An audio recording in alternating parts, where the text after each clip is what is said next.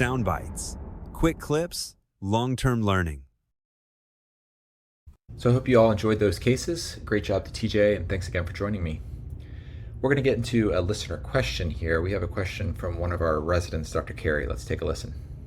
Hey, Dr. Watson. The other day I was in the emergency department at Hospital Center and I was doing a transvaginal ultrasound, but I was having a difficult time positioning my patient. Our beds don't have stirrups and I felt it was difficult to get a good view with her positioning. If you have any tips, that'd be great. That is a great question, Rachel, and an issue that comes up all the time. I thought the perfect person to bring in to answer this would be Dr. Joelle Borhart, who's our Emergency Medicine Residency Program Director and is an expert of all things OBGYN related in the emergency department. So she actually published a novel solution to this exact problem in a piece that came out in May 2022 of the Annals of Emergency Medicine as a letter to the editor. I'll put a link to the article in the video description.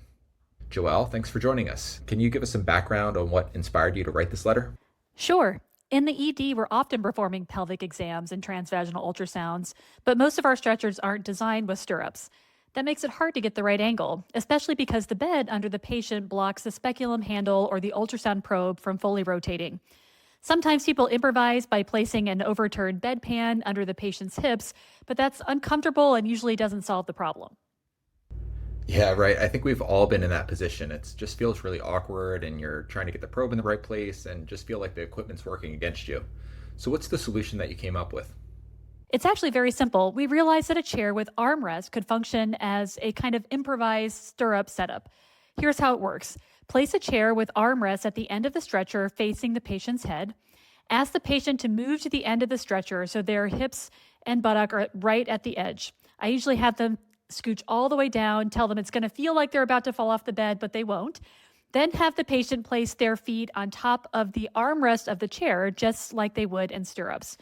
And from there, the clinician can either sit in a stool next to the chair for the transvaginal ultrasound, or they can stand or even sit in the chair to perform a pelvic exam. I love it. That is such a clever and low cost practical fix. And honestly, it's probably way more comfortable for the patient than a bedpan. Exactly. Comfort and positioning both improve. It's not high tech, but it makes a huge difference in the quality of the exam and the experience for the patient. Soundbytes. Quick clips, long-term learning.